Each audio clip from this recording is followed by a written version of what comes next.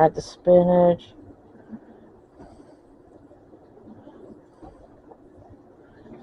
I add a little bit more rosemary. Just sprinkle it.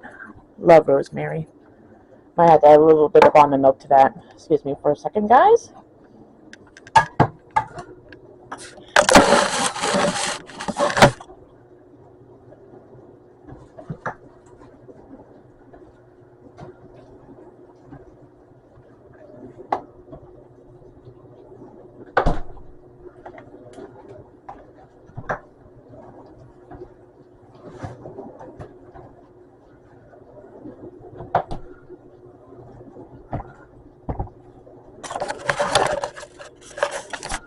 Alright, as you can see, I add the ingredients, but I don't want to liquefy the soup. I just want to make it chunky.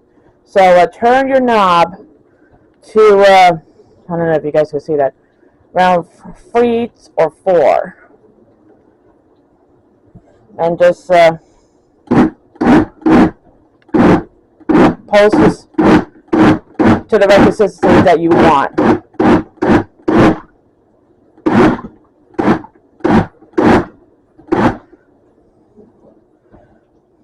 Maybe a little bit more.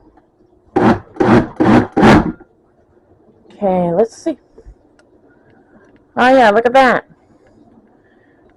Yeah, it's a rich hearty soup. That would be perfect tonight for dinner.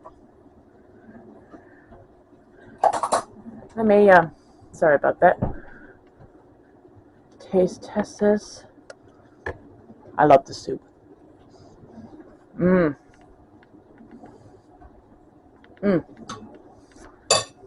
That is really good. Alright, guys.